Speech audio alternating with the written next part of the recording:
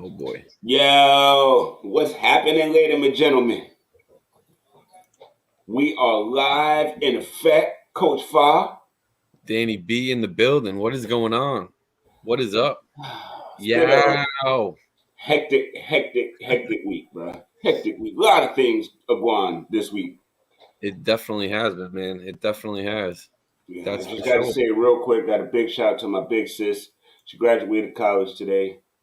You know what I mean? That's why I'm literally just coming back from Trenton. You know, so I'm wildly proud, little brother.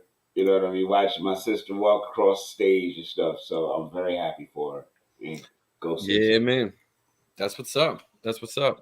So it's been good, Dan. What's happening, man? Man, another day in the life. Another day in the life, bro. So I just want to let you know, right? So I'm doing this live from my own account. Usually we're on Coach Fa's account and we're rocking and rolling.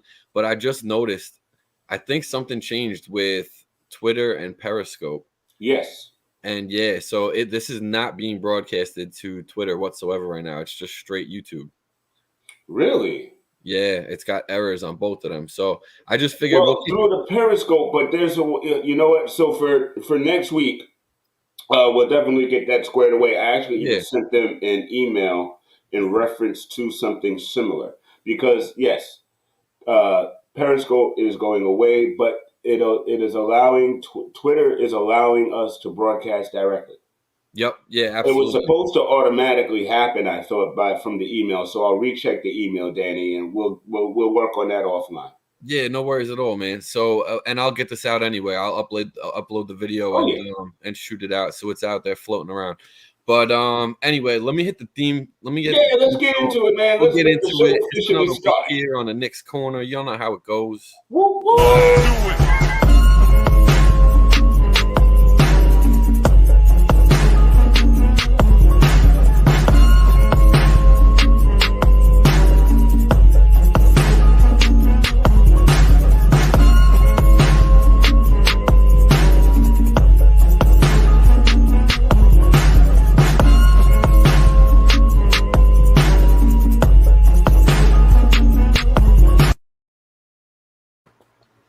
Ladies and gentlemen. Yeah, we are official. So, a lot of noise, not necessarily Knick noise, and big shouts to the New York Knicks organization for their vaccination squared awayness. Oh yeah.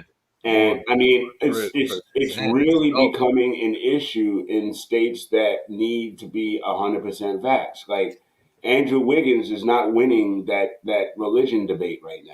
No, you know, I think I saw it was denied. Yeah, it was. Yeah. It was because it's a state law. Yep, and it's not about the NBA. I seen a clip floating around of the Lakers practicing in some random gym in Vegas. Mm-hmm. You know, so you could tell people are floating around, and I'm pretty sure, and I hate talking about them, but I'm pretty sure the Nets are practicing out west right now.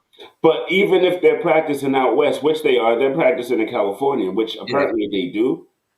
Dude, it doesn't matter when they come back to New York. Kyrie and them, if Kyrie is unvaxxed, can't play, can't be at the facility. Like they cannot be there. Yeah, it's gonna be wild, man. Seeing how all this plays out, that's for sure. So I was listening to NBA radio earlier this morning, and they broke it down, and they were like, "It's literally for Andrew Wiggins this season coming. It's 50 games in." Whether it's like New York or California, states that you have to be 100% back. This 50 games. It's more than the season he's going to miss. Yeah, it's insane. So people are going to really have to pick and choose here. You know what I mean? What kind of battles that they want to fight? End of the day, the job is the job. And if the job is mandated, you have to be this, then you got to be this to work in the job. Right. Or you could pull take the year off. Or you could pull a Larry Sanders, you know what I'm saying? And quit. Take the year off or what have you. But I mean, because like baseball players had the opportunity to opt out, football players have opted out. Dude, opt out. If you are that uncomfortable with the vaccine, opt out. Yep. Because sitting here in your feelings, I want to play. Dude, these are the rules. If you want to play, abide by these rules. Period. That's it. There's no leeway. There's no nothing there. If you want to play by these rules. If you don't want to deal with these rules, sit out. See what happens next year. Right. But you can't be hindering your team. You know, Yeah, I definitely.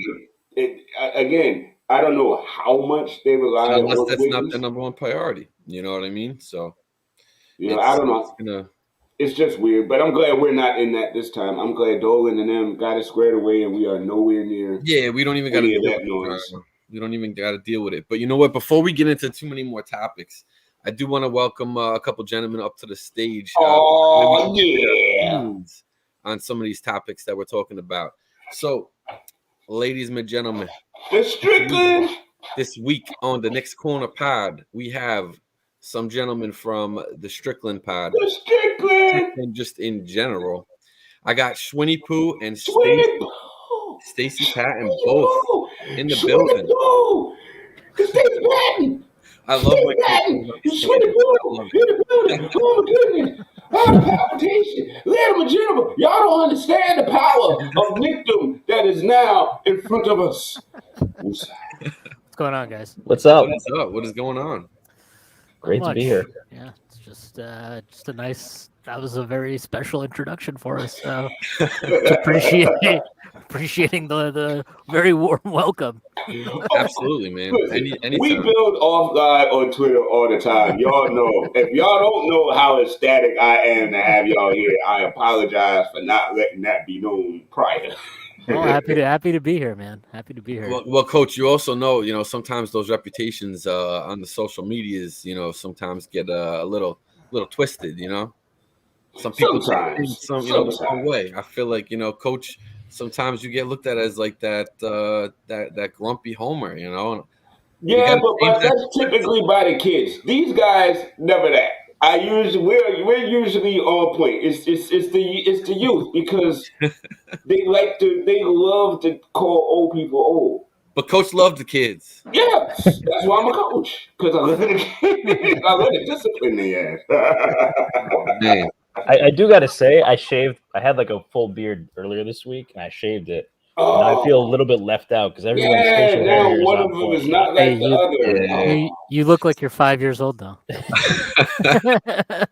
if it's any consolation, I did shave my sides, so I got to let it grow down low. But you guys are all on point. You know what I mean? I haven't seen Shwinny's got a little bit goatee type thing going. I don't think I've seen that before. Yeah, I'm just growing it out. It's really just lazy. Like I'm like I trimmed it and I was like, I don't need to do this part. It's fine. Oh, it's growing cool. Yes, it's natural. I'm organic. Organic. I wish we were on your channel now, Coach, because I feel like we need that haircut commercial that you run, Oh, man, we don't have access to the commercials? I know.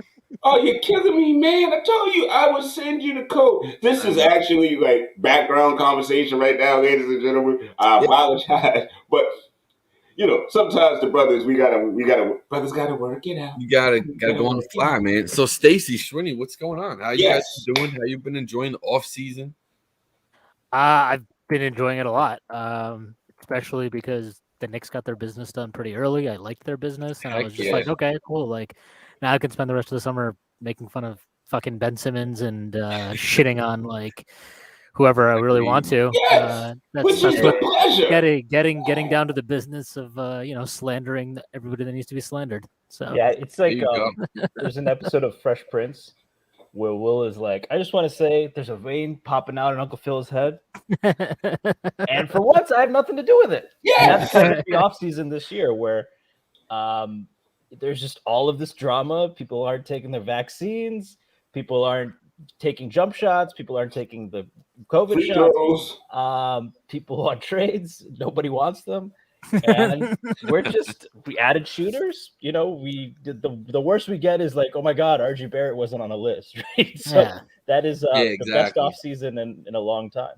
And if I may, F a list, even grocery list. Yes, I got it in my head. I know the food I need to get that week. F a list. Well, so let's get this out of the way then. Did you guys saw this one? Yeah, and Randall's not on it, so yet again, F a list. Yeah, exactly. I saw it. I mean, I don't care. And Towns isn't a power forward. Just being clear. Yeah, neither is Bam.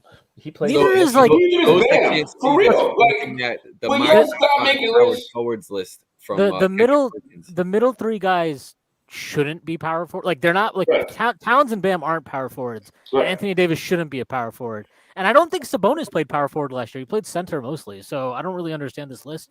And Randle was better than Sabonis. Like, I guess I can I don't know the criteria for any of these lists. Because if the criteria is like, okay, obviously last season's performance matters, but we're looking at the last 3 years, then okay, if you like Sabonis better than Randle, whatever, I don't really care. But like, I don't understand the criteria for any of these lists. The criteria is we really want people to click onto this, so we got to diss the Knicks for them to do it.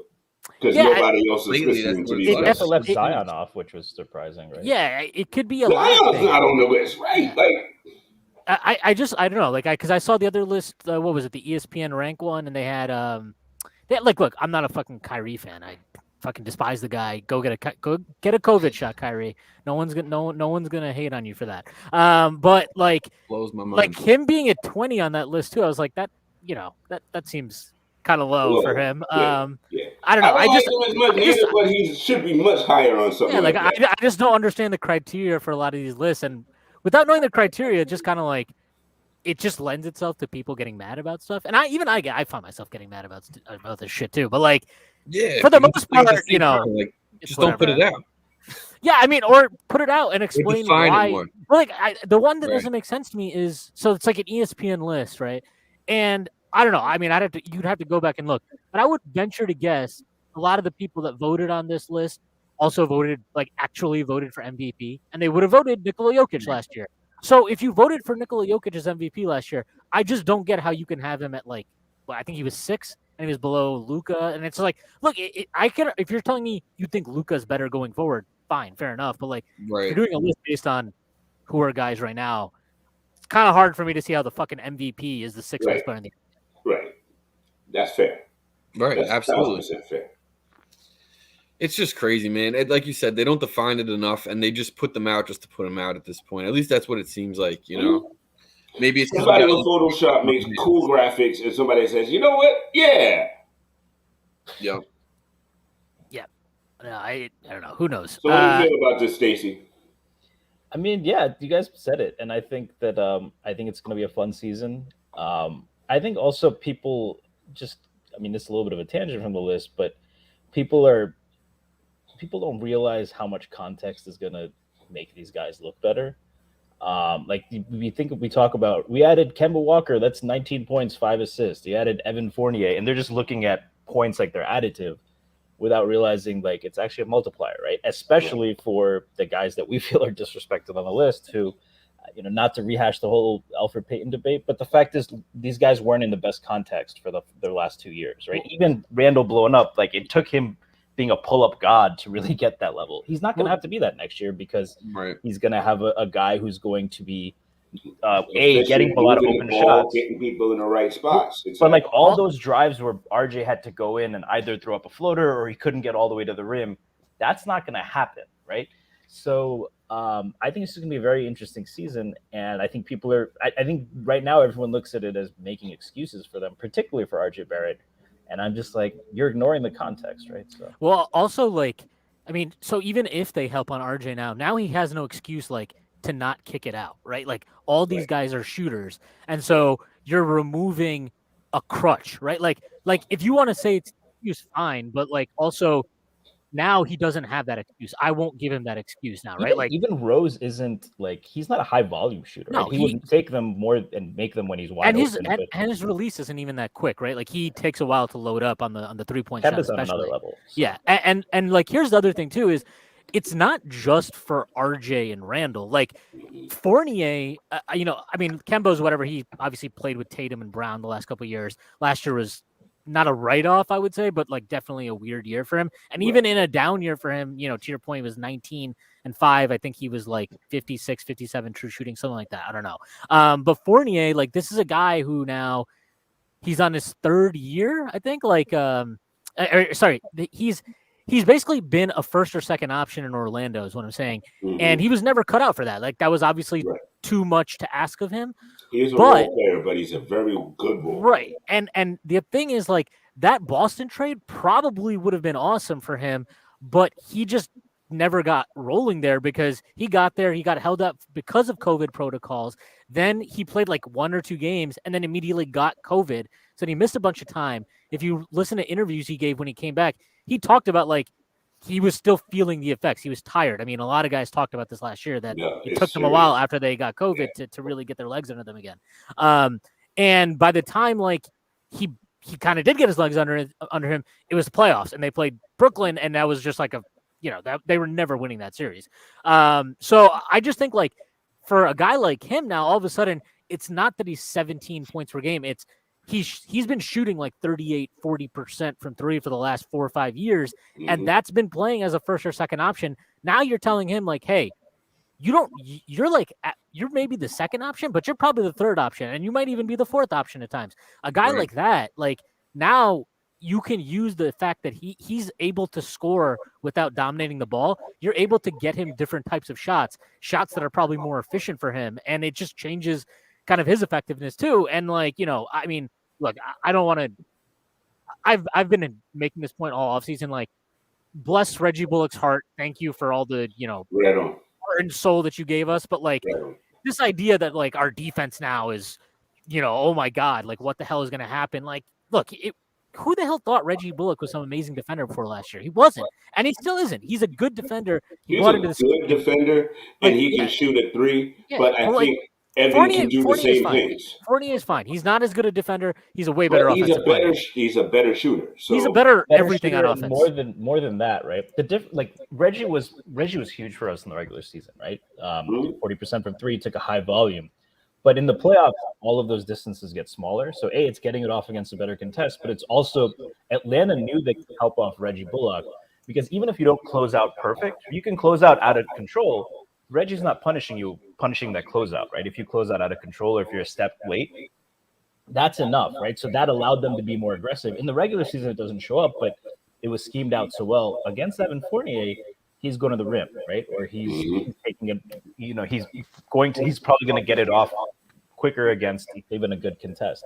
So like that'll, because like everyone's talking about, the playoffs, Randle didn't show up, RJ didn't show up, but you hate to pick on Reggie for that, but Atlanta knew they could be more aggressive than teams were in the regular season, doubling off him, right? So Again, their game plan is their coach is Nate McMillan, who I give the same kind of respect that I give Thibodeau, especially on their defense. These guys know what the hell they're doing.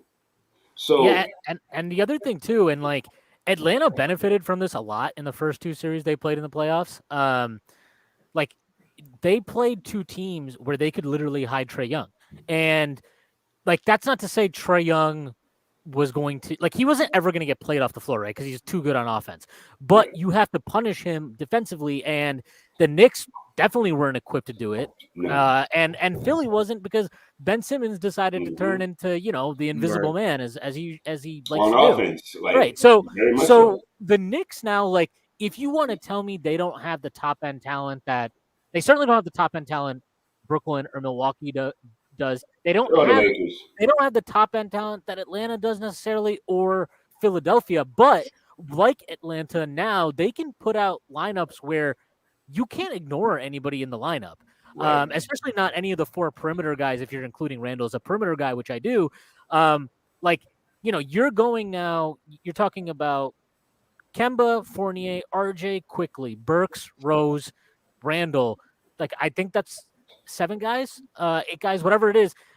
But all those guys, you're going to put Trae on any of them. Like, he's going to get hunted. And I think like that is a really big deal. Maybe not so much in the regular season, but once you get into the playoffs, I think you're going to see the Knicks are now way more equipped to perform than they were last season, where like, look, like you can say whatever you want about the coaching and how Thibodeau, adjusted or didn't adjust in the playoffs. But like, the fact of the matter is he didn't have the ammo. And this year, like you took that excuse, like, again, like the best part about this offseason is you took all these excuses that people will say they're excuses, but you took all those excuses and now there are none. There are no excuses. So if Thibodeau can't get the offense rolling in the playoffs, we got a question like, okay, is he making the right calls? If RJ Barrett is still driving and putting up stupid ass shots in the lane, then you're going to be like, hey, like you've got to make better decisions. You've got to trust your teammates to kick out. You've got to do a better job of distributing the ball.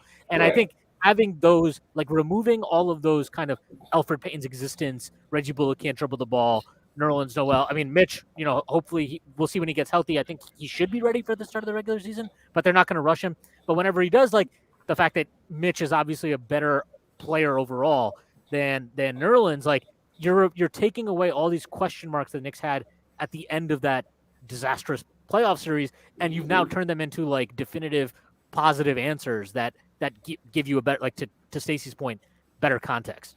Indeed. Right. And just real quick, thank you everybody in the comment section. Rich Barrett from the UK even in the building. We really appreciate it. Yes, so guys, we're getting overseas views as we speak. So I love this show.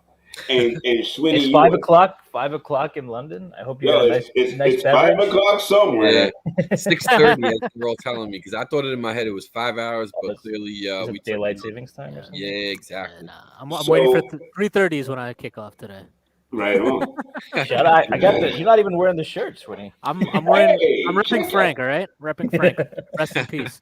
So I just wanted to stop real quick and just appreciate how you encapsulated that, Shwinny. And at the same time, every time I see your name, Stacy, it always brings me back to one of my favorite movies on the face of this earth, in Eddie.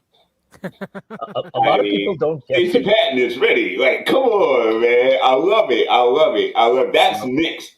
That's deep centered, quietly humble. That's Knicks all day, man. I appreciate you. Yeah, I mean, I was gonna, I did want to start responding to people, be like, if you want to talk to Stacy Patton, call his agent, right? But then you start doing that, it's epic. Why not? It's epic. People don't get. I mean, a lot of people didn't get it. Like I went on Schmeek's show, and he was like, "What does Stacy Patton mean?" I assume it's not your real name. I was like, "Come on, Eddie," and he was like, "Oh yeah, I completely forgot." But no, it actually started. It started. I mean, I used to have the VHS when I was a kid. I have it on VHS and DVD right now. I'll always watch like that Malik Sealy and Gary Payton one-on-one scene. And rest in peace, Malik Sealy. Keep it a buck. Yeah. I mean, he was another tremendous guy on the verge of really turning it on when he passed. Him and Drazen Petrovic, just remembering from back of the day. And it's just like a freak accident, right? So yeah. And that was a weird time because we lost Reggie Lewis around that time too. And quiet as kept, I don't think Paul Pierce ever really truly recovered from that. Paul Pierce, man, what a guy. I like like him a lot more. I like him a lot more. Accidents. I like him a lot more in retirement than I did during his NBA Me career. too. I'll say that. Yo, he's living his best life in retirement. He really is. Fired for that though. I mean, I get it's Disney, but I mean, he wasn't doing anything. I mean, I guess he was smoking weed, but that's not illegal though. It's not, and you don't necessarily know that either because it could be hookah or something else. You saw and who cares about weed? My man. Yes, it's crazy. Yeah, New York Strickland says, "Who cares about weed?" Even legal in New York. Jokes. It's anybody that cares about weed. Speaking on the Strickland, I kind of want to ask you guys, right? Because I feel like I remember when you guys were coming up with the name, and I feel like I remember seeing a poll, right, where you guys were asking, the fans, of course, what names would jive better and this and that. So, is it I'm just curious how you guys landed exactly on the Strickland.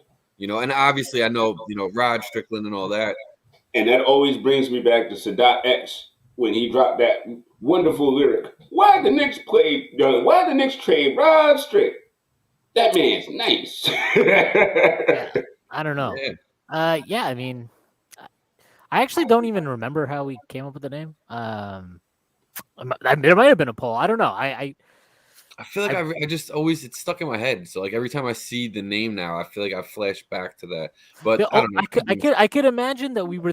I know we were like discussing. I think Strickland came pretty fast, but we weren't sure if it was like should it be the Strickland? Should it be Strickland? Wasn't it Pod Strickland, right? Well, Pod Strickland is just that was actually so one of our co-founders, Jonathan Schulman, he's at Aito on Twitter. He actually had a pod. They had started a pod back on Posting and Toasting, initially called Pod Strickland. But then they stopped doing it. So, but like he had all the the fucking RSS feed and all that shit for it. Still, so we kept it, and then he was like, "Yeah, you guys can just take that." And because we named it the Strick.land, it kind of just made sense to call it Pod Strickland, and there you go. It wasn't. I promise you, I'm not creative enough to come up with something like that. Oh man, no, but that's definitely cool. That's definitely cool. Yeah, you guys have been putting out some amazing content. I'm sure everybody that's tuned in today, so will be listening to this, is probably big Knicks fans in Knickslandia, and I'm sure have all heard of the Strickland. But if you haven't, please check it out. Tell them where they can check it out. Like the articles, everything. Yo, check out the Strickland. If you are a Knicks fan, you kind of should have it bookmarked somewhere. Just keeping that above. If you watch this show, you should have the Strickland bookmarked somewhere. Yeah. Hopefully, we'll start getting more content out there. I mean, I know the off season is like. Yeah, it's been nice to just not give a shit about basketball for a while and just mostly watch. I've been watching a bunch of westerns lately because they have a bunch on HBO Max right now. But it's been nice to just catch up on movies and shows and stuff. But starting next week, we're probably we'll start having season previews and more content for sure. So I'll let you guys guess which one do you guys think I'm doing first? Which player? RJ. Oh, come on. Is it a current? Yeah. Which player do I talk about the most? Man. Wait, you talk about Randle a lot. Yeah, it's quickly. I think I'm the resident stan. So. All right. Good to know. So, all right. So while you say that, what are you seeing for quickly this season? Yeah, I mean, I think his role is going to be not that much different. I agree. I think that he's going to play more point guard than people think because the injury issue, it's going to bite us at some point with Rose or Kemba. It could be both, right? And that opens the door for someone like Deuce to get minutes. But I think that what you're going to look for is just, more attacking the rim, just better decisions in the paint. He should have more options to kick out, so that should help. And just and converting some of those floaters into attempts at the rim, right? I mean, he took about, I think, 9% of his shots at the rim, which is really low. For context, Lonzo Ball, who's not known as a rim attacker, took like 20% of his shots there. Gotcha. So if he can double that, right? And he shot 60% at the rim. So that's not that bad. So if he can double that, even if he's hitting those rim shots and that comes down to 50%, which would be really bad. But even if he doubles those and that comes at the expense of some of those floaters, which drag down, that would help, right? Because we want him, that's generally, even if he hits a layup at 50%, that's a better shot than a floater. Not to mention you can actually draw a foul out of that. And B, obviously for his development, that's important too, right? He needs to start taking those steps. And so that's the main thing I want to see, more rim attacks. Shwinny's talked a little bit about, he also has a tendency, especially when he's going left, to settle a little bit. He always takes these dumbass floaters when he goes to his left, and I'm just like, dude, stop being a fucking. It's like that's like the end of his line almost, like after he gets 2 feet in the paint. It's just I think the left just to reach. I think it's important to have the floater, but not as a consistent weapon. You've got to switch it up because what we started to see toward the end of the season, like when he first broke out with the floater, he was beating everybody with it. Then after a while, everybody figured it out, and they were blocking him or getting in his face so that he couldn't successfully do the floater. So he, as a rookie, this is what I'm doing. I'm good at it. Yay! Oh, they figured me out. Okay. So now this year, he's got to have more of a attacking drive. He's got to convert that to foul so that he can get to the line and get that money because the boy can shoot foul. I would love a hezzy and just go under. You know what I mean? Like fake, there's a quick fake, and they'll go up because they've seen the film, so they know he's going to do it. And now you got a yam. Yeah, I also even if it's not a yam, usually there's Mitch there, right? So even if they jump, you wrap around. Right? There's options. Well, having Mitch back will help. Like he has more of a lob threat. So Nerlens, for all of his effort and what the things he does well, he does exceptionally well. He has bricks for hands on offense. I wish he had bricks for hands on offense. That might be an improvement. Because watching that ball touch those fingers is the scariest thing in basketball history right now. No. Oh, okay. No. You get the Nerlens Noel's Evan Ingram for the Knicks, right? He's that's a touchy subject, I guess, over here. Well, I was looking at the background, and Coach, are you a Giants fan? I can't really tell, but yes, sir. I am a Mets, Giants, Knicks, Rangers all day. There you go. What's up. I don't know. I'm not too worried about Quickly. I think that he's gonna end up being fine this year. I agree with Stacy. I don't think his role changes too much. But we will see. Like, it's not so much about what his role as much as like you want to see changes in kind of what he can do. So if it's just like you take, it doesn't even need a lot. If it's literally just something like taking one less floater a game and turning that into a layup or turning that into trips to the free throw line, that's a huge bump for him. That's all I really want to see. And what's your biggest question mark going into the season? Good question, Danny. Probably. I mean, it's kind of lame, but I don't actually know. I won't even say the Mitch thing. My biggest question mark going into the season is: will we see more Obi minutes? And that doesn't need to be. And I think it has to be something where Tibbs has to find a way. He has to be okay with not having awesome rim protection on the floor at all times. Like, he's got to play with Randle a little bit more. You've got to see what that looks like. You've got to give it a chance. If he's here, you've got to give it a chance. And you've got to see what those two can do together, because offensively anyway, there should be ways for them to really be dynamic together. But even if they don't play together, I feel like if Obi is the anchor of that second unit, and that second unit gets a little bit more run than he did this year, because I feel like our bench is quietly sick. I really do. You know, so it's like if the starters are struggling, I feel like the bench, as like the entire dimension of the bench, can pick that up, and Obi has become more confident, or at least this is what I'm saying. I know it's summer league. And we still got to see it in the preseason games and stuff like that. But I have a feeling that he is understanding where he needs to be more than he was last year. And so, to me, if anything, that spells more rest minutes for Randle, because he was like leading the league in minutes last year. Him and RJ. Yeah. So I feel like that's part of why we didn't see a lot of Obi, because Obi was deer in the headlights for the early, like a very large part of that first half of the season. He started really understanding his role toward the end of the season, and then in the playoffs, where he actually, in that small little microscope, he actually played well for where he is right now. And then you see him follow that up with the summer league performance that he did. Tibbs, I just feel like he sees. I mean, he was at summer league pretty much every game. He was coaching up quickly, watching Obi the whole time. So I just feel like when it comes down to it and the season begins, he may not get a lot of pairing at first to start with Randle, but I feel like Randle's going to get like 35 minutes, and Obi's going to see his minutes go from like 6 to like 12. Yeah, I mean, I think like Randle doesn't need to play more than 32 minutes a game this season. Like, he shouldn't, and Obi should get at least those 16, I think. That's what I'm saying. Yeah, like it has to be something like that, because you can't.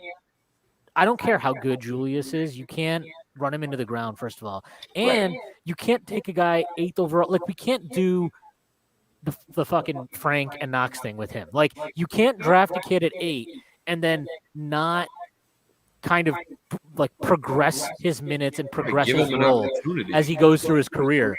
And it's year 2. Like, he absolutely should be able to. He showed at the end of last year he could play. He was arguably the most I would say he's the one of the few guys that in the playoffs played above expectations. Right. That's what I was saying. And so he deserves to play. Like, he deserves more minutes. He deserves more opportunity, more of a leash. And I think he'll get it. I do think Tibbs likes him. Like, I buy Tibbs at face value when he talks about like how much he's liked the guys on his team consistently.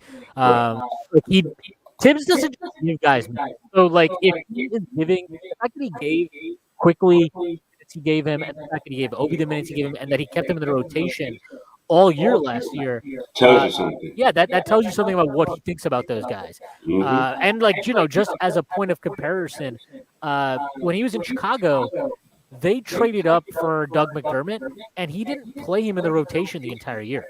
Like, he'd move him in and out. So it's not something where he feels like we know Tibbs. He's not gonna feel some pressure to like play a rookie no matter what his draft slot or what the front office wants him to do. He's going to play the guys he wants to play. So he didn't play those guys out of fucking charity. He did it because he thought they deserved the minutes. Right, and he thought they could help him win, because that's Tibbs' biggest motivation is what lineup is going to help me win, because the goal of us being here is to win.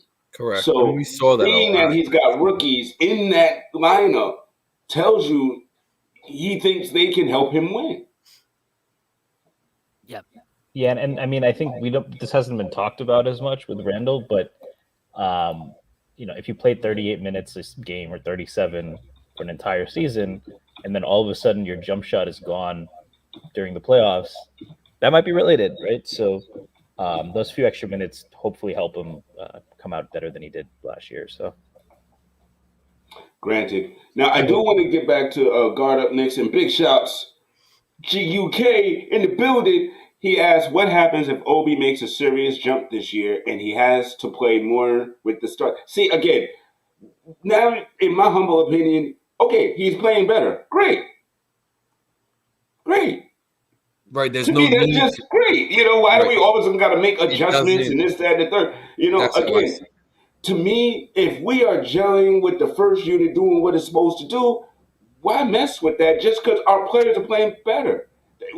Again, it's a great thing when our players play great. Yeah, I look at that as it's a buy-in, right? Everybody on the team buys in, so they know their role. So the whole point of it is to excel at the role that they're playing. Right. So Obi just making a serious jump this year, it doesn't demand him taking more minutes. Starter minutes and stuff. Right. It's just this is what you're supposed to do. Right. So the total success of the team. So it's tough. It's a two-sided type of coin. You know what I mean? You gotta take it with a grain of salt at the same time, because it doesn't all have to happen right now. See, and Danny and I, we've spoken about this, Stacy and Shwinny. You guys, I don't necessarily verbalize every feeling that I have on Twitter. I'm usually kind of defending my points, unfortunately. So I can't really organically add new points. That's all right, man. I just feel like Obi is the future of that position.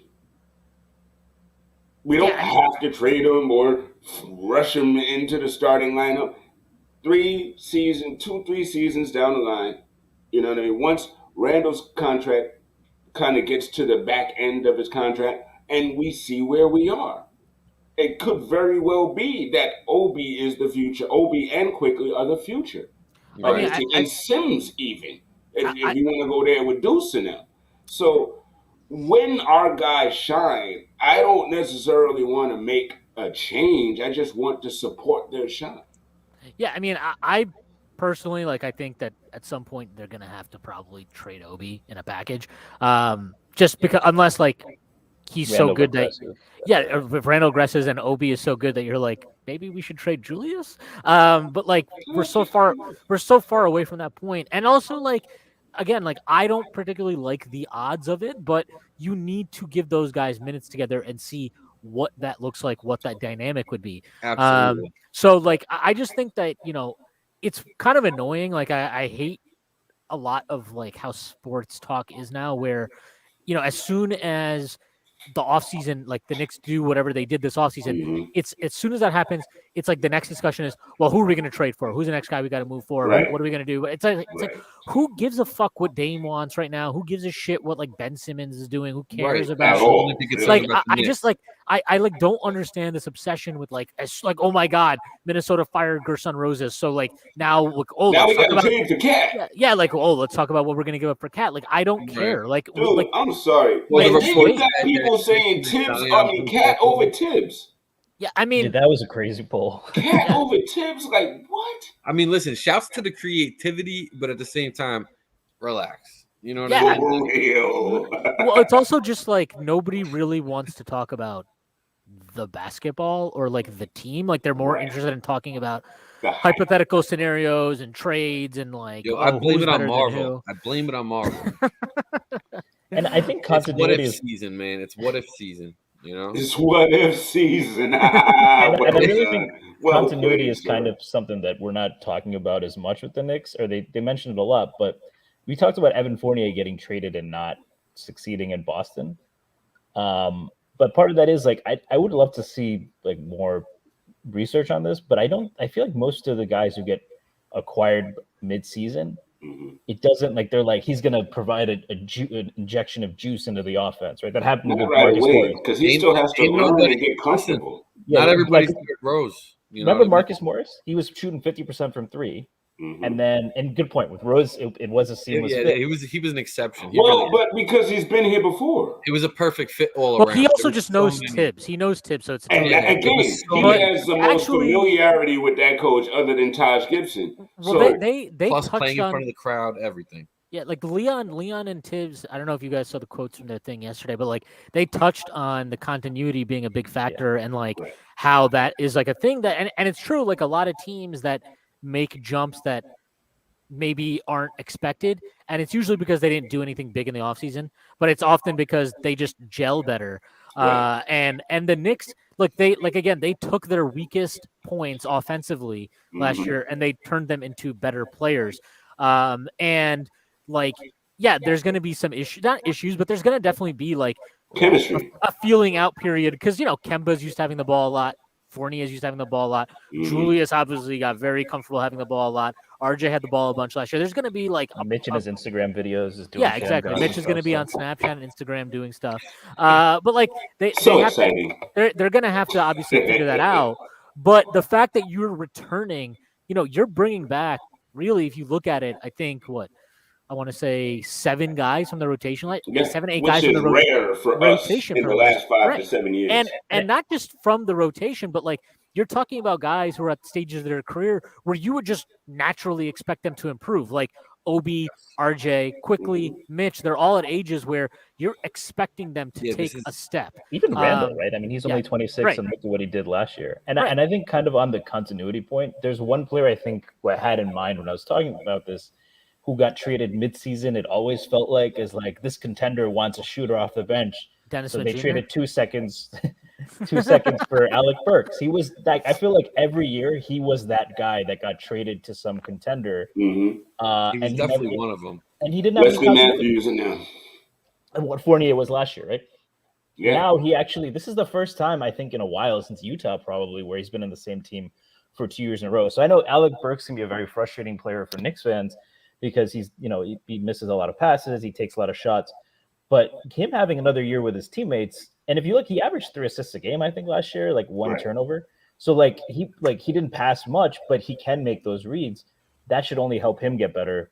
And I think that's just kind of a microcosm of like the benefits of continuity. Well, he should have to do less, right? He should have to do less. And like that's really the best part about this team, I think, is like they don't I agree when people say like they don't have that superstar yet. I agree. Like as good as Julius Randle is, I wouldn't call even if he plays at the same level as he did last year, I wouldn't call him a superstar. Like I mean, I have a different I know people like the term to me superstars are guys that are MVP caliber players. As great as Julius was, I don't think he's an MVP caliber player. That's not a knock on him. I mean, but MVP to me should be about the impact on the team, not just the fandom. Well, no, he had a great impact on the team. Don't get me wrong, but like you just look at teams around the NBA, like there are guys that have bigger impacts. Like flat out, there are guys that have bigger impacts than Julius. Last year, even for then, me, I feel that I'm a little, and it's just me personally. I feel like for what happened with us and our team and where we've been and what happened last year, I think we're kind of, because it's Julius Randle, it's the Knicks. I still kind of feel like we're not belittling, but we're not really looking at it through the right lens. What happened last year? That's just my opinion. I'll just say it this way then. I don't think realistically, if you were ranking players, right? If we did the player rank, I don't think any of us would realistically have Julius as a top 10 player in the NBA. I quite frankly wouldn't. If coach, if you want to die on that hill, I'll let you go for it, man. I'm just saying, I can't just cut him off the list neither. Like, I just don't think we're looking in a small microscope of last season only. If we're only talking about last season, I'm looking at. I'm not saying he was a top 5 or top 6, but as far as the MVP voting, I feel like he should have been at least the 5th in the vote. I don't even know what he finished as, to be honest. He wasn't in MVP voting. In terms of other players having a bigger impact, like if you take Giannis off the Bucks, is that a playoff team? You took Randle off, we was not going nowhere last year. Right, yeah, but that's the point, right? Like if you take Jokic off the Nuggets, they're probably not a playoff team. They're probably the worst team in the league, to be honest. I don't think people realize how bad. I don't know about that. For us to say Randle doesn't have the same impact as Jokic, we would definitely be the worst team in the league without Randle.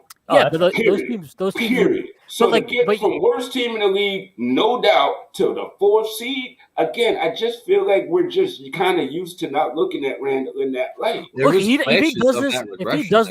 he does it again next year, then we're having a different conversation. So, all I'm saying is like I don't think you're going to win a championship with Julius Randle as your best player. Clear cut. They said that about Giannis. I'm not putting Randle in the same discussion as Giannis Antetokounmpo. Yeah, I still. But my point being is, like, I don't like just because we don't have that guy that universally everybody considers a superstar. I don't think that means that this team isn't going to. I think they're going to be better, and I don't really understand this idea of like. It feels like a very much of a cop-out that a lot of people are using of like, well, they'll be better, but the East got better, so their record will be worse. Right. And I just kind of think that like is selling short the improvements that they've made. Totally it just shows to me that you didn't actually watch the Knicks last year because they took the 2 biggest offensive weaknesses and they turned them into, regardless of how much of a plus, they turned that into definite positive offensive players. And and who fit, right? Yeah, and also like Zach Lowe mentioned this on his podcast yesterday, but like this whole idea of like, oh well, it's going to be a really big step down defensively to go from fucking Elfrid Payton to Kemba Walker. Like, I'm sorry, I don't know what sport people watched last year, but in the sport that I watched, Elfrid Payton was not good at a single thing. I don't get it at all. He was garbage at everything. Right. And he's a 3rd point guard on a minimum contract in Phoenix for a reason. Like, he's just a guy who can eat minutes, which has some value in the regular season, but it's not anywhere near the value of like he did nothing to actually help them win games last year. Correct. So in the back half, because in the first half, I could actually say there was games he definitely contributed to. I have no problem saying that at no point in the season did I think he was contributing positively. I thought he was trash the entire year. And before his birthday, when he got hurt, you remember when he got hurt? Yes. Right before then, there was a couple of games where he definitely contributed. There was I agree. Yeah, he definitely had a couple of where we needted it, and he contributed. That's what I'm saying. Yeah, he definitely had a couple of really good 20 points on 20 shot games. Which too few and far between. Let's just put it this way. I think the Knicks may have won a few more games if Elfrid Payton did not exist. Oh, no question. Especially in the playoffs. Yeah, and then you replace him with Kemba Walker, and I know people are like, oh, the health, and like the health is a concern for sure, but like, I mean, look, I think Quickly is ready to play more minutes. Yep. I think that Rose obviously can handle every now and then. If you had to bump him up to 30 minutes, he can handle that. Every now and then. We saw and Kemba and Rose can swap duty, right? So sorry, say it again.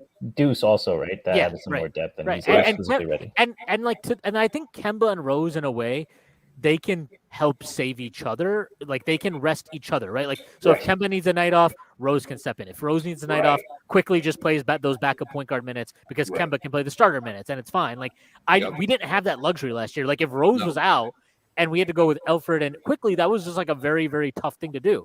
And I think like now, Tibbs will definitely he trusts quickly more now. I'm sure he does because he's a second-year player. Definitely. I think so for sure. And yeah, so I'm pretty excited. I'm really excited about this team, and I also think that like, look, I just think that people, not Knicks fans necessarily, but I do think that I've been trying to figure out why the Knicks, like, what are the areas that they could be worse in this year? And honestly, the only two that I can really think of that I'm like, actually, maybe this is a legit thing would be I don't like it's a chance that Rose isn't as effective because he was crazy good last year. He shot like really, really insane. What he was like 51% from mid range, I think. Like it was crazy like what he shot from mid range.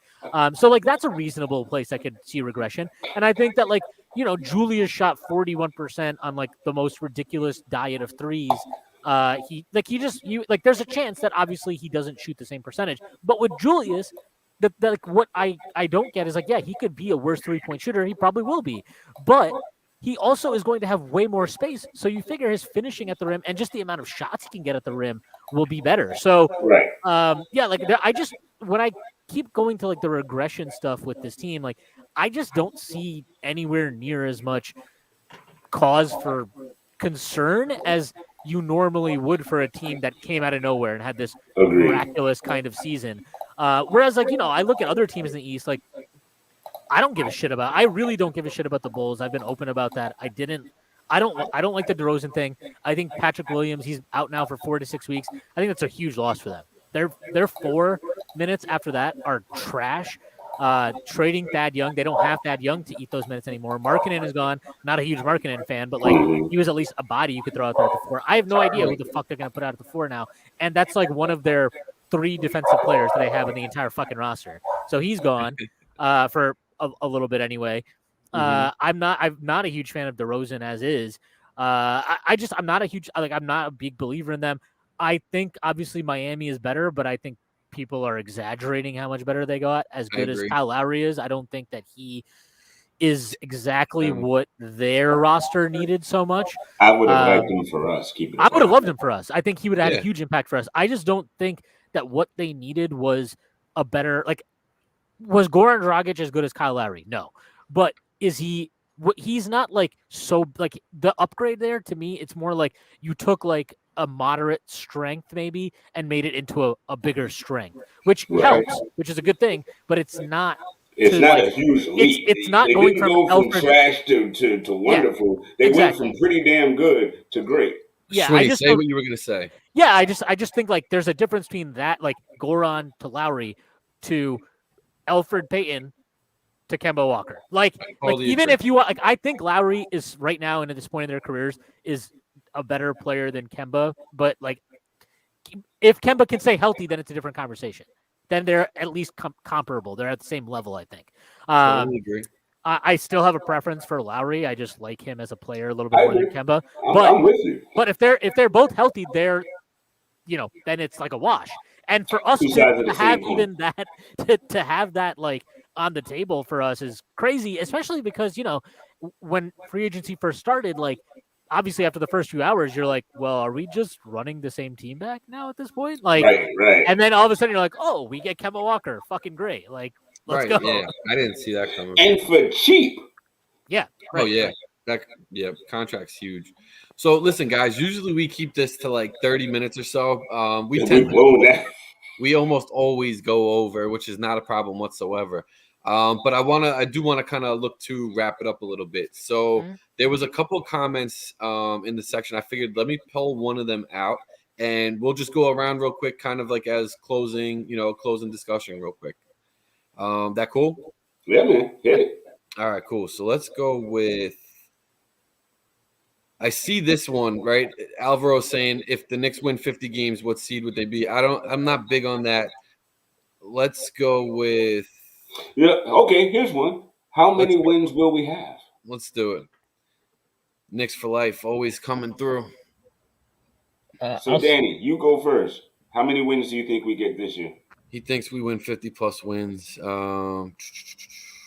Good for 10-plus wins. We won 41 games. I'm gonna say we're somewhere around 45 to 50 games. Okay. Give or take. I'm gonna say give or take 3. Come on, now give me a number. Give me number. I'm calling it out. We gotta have a digit. I like 40. I like 48. I figured you was gonna say 48. I'm with you on that. 48. I'm going with.